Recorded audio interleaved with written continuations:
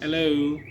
It's a quiet Saturday morning here at home. So sorry, I think right when I said that, there's a motorcycle passing outside. I cannot tell if you hear that, but in case, sorry. So it's quiet at home, but of course outside it's a little noisy. And since it's daytime, if that train suddenly passes or trains suddenly pass, I am so sorry. As I mentioned, I really do not know what time of the day they pass. But I should probably start checking so that I can see if it's at the same time every day. So today, I decided to record something since it's quiet. I don't know if I'll post this, but since I feel like doing it, why not? Okay. Today the weather's actually quite cool, so I decided to wear one of my jackets. So while the weather is cool, I'll take advantage and try to rotate wearing some of the jackets that I keep in my closet because they haven't been out in a year since I'm mostly home. I used to wear them at work or I used to wear them at games since some of them are my school jackets. But since we're not having either one of those activities right now, they're just kept there. This jacket actually, I rarely wear this. I cannot even remember how many years it's been since I've worn this. So this one is Adidas or Adidas. It depends on how particular you are about the pronunciation. I got this jacket in December of 2007 when we took a vacation, family vacation to Singapore for New Year's, and that might be the last time that I'll spend New Year's in a different country because it made me realize spending New Year's with your friends back home in the Philippines is a lot more fun, especially since on New Year's Eve, me and my friends, or after midnight, me and my friends, my neighbors, we get together, then we hang out. So there, I know it was a fun hangout week. It was a fun hangout night when I was in Singapore because I think they forgot we were in Singapore, so they'd send text messages like come here," and I was like, "Hey, I can't reply. I couldn't reply because it was expensive, but yeah, so I know I missed out on a lot of fun." So that's another random side story. Okay, so today I felt like I should talk about something other than my pops because it's not just all about the pops, right? So this channel is not really talking about pops, but more of the things that I like. So it can be books, it can be movies, it can be TV shows. So eventually, I do want to talk about some other things. And today, I decided to talk about one of my favorite movies. So as you know, in case any of you are my friends who are watching this, I'm a big Star Wars fan, and of course, I love Disney. But Star Wars is my main thing. So when it comes to the Star Wars movies, when people ask me what my favorite movies are, the first answer I usually give is I love Empire Strikes Back. And there are two other movies that I always mention. For Star Wars, Empire Strikes Back, but among the new films, please watch Rogue One. Rogue One is a very, very good movie. It was very well written, and I think even non Star Wars fans would appreciate it. So please do check it out. So going back, there are two other films that I always mention. So the first one is My Sassy Girl Korean. So I don't have a copy of that on me, but I have it on my hard drive. So My Sassy Girl Korean, it stars John Ji-yoon. She was also in My Love from Another Star and Legends of the Blue Sea. So those are K dramas. My Love from Another Star is actually one of my top two. Yeah, one of my top two K dramas of all time. So I used to watch it over and over again.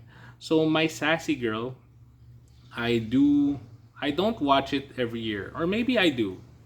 Okay, but since I have it on my hard drive, sometimes when I'm feeling a little bored, I watch some of the clips because it's very funny and it's a very entertaining movie. It has a good story. I don't want to talk about it now since the movie is 2 hours long, but if you want to try watching a Korean movie, My Sassy Girl is an excellent one. I have it on my Google Drive, so if you need it, let me know. If you're my friend, let me know so that I can send you the link and then you have to download it from one of my folders. And the other movie that I say is one of my favorites is You've Got Mail.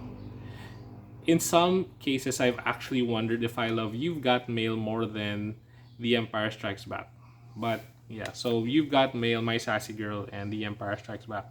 So this is a Blu-ray copy of You've Got Mail, and if you notice, it's actually never been opened. I've had this for, gosh, 8 or 9 years, and I just kept it there. It's just in one of my cabinets. I mean, I know where it is. I just keep it there. And the reason that I bought this is because since it's Blu-ray, okay, correct me if I'm wrong, but Blu-ray is supposed to be clearer than DVD, right? So I bought it from Amazon because we were buying a few things, and then they asked me, "Oh, do you want anything?" So I saw, "Oh, You've Got Mail," so I got it.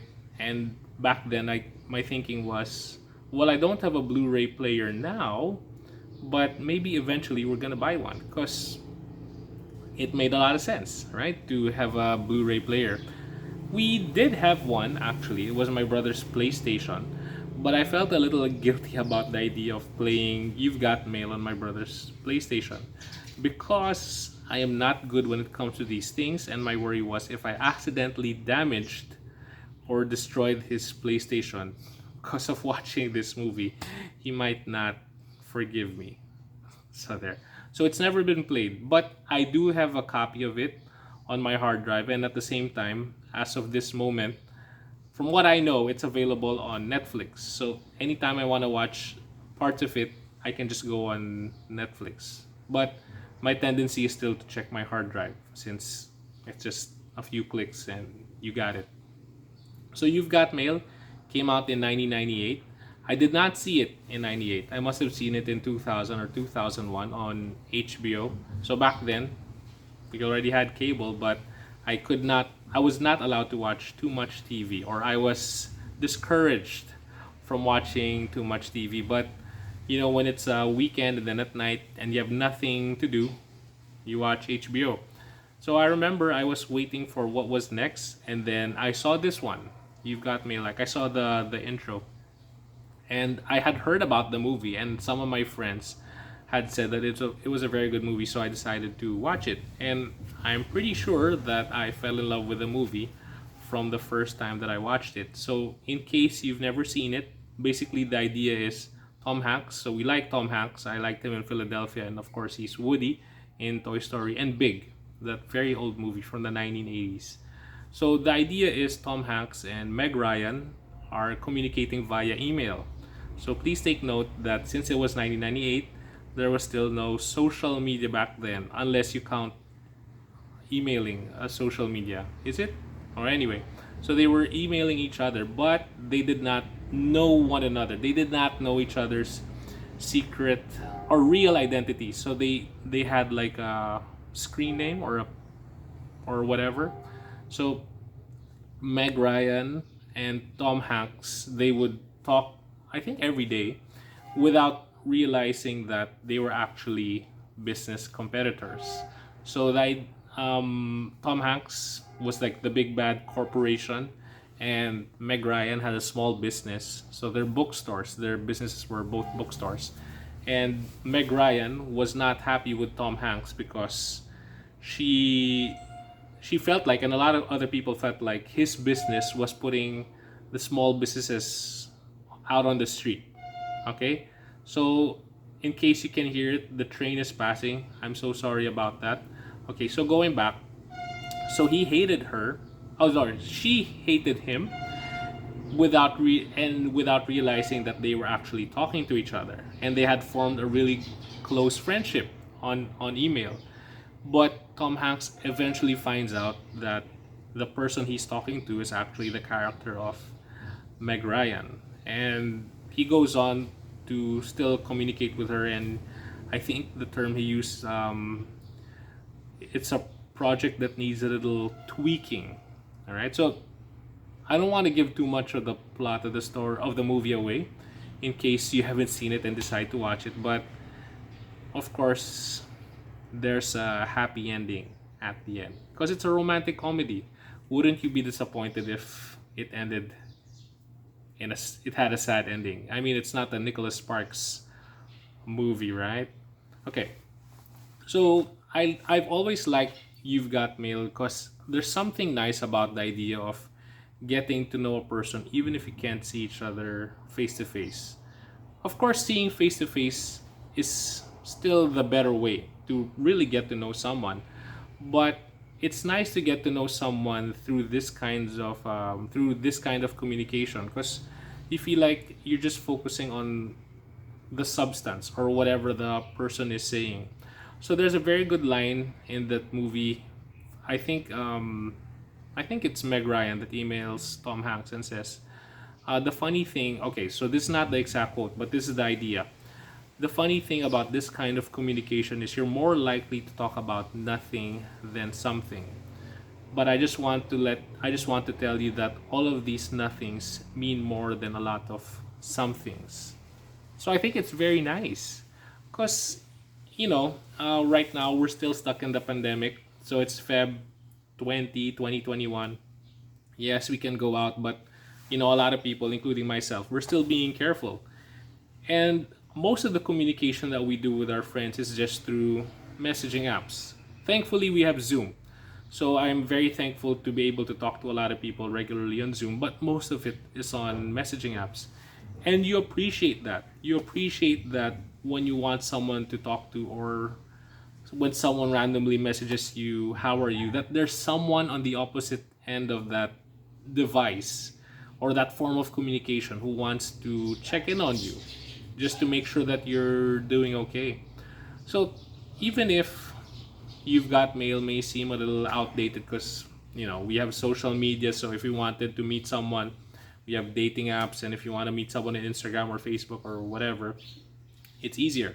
But the main thing for me is it's the type of communication when you're just messaging people. So maybe a lot of people think, oh, it's just a text message, but the way we reply or the things that we say on those types of communication can still make a big difference.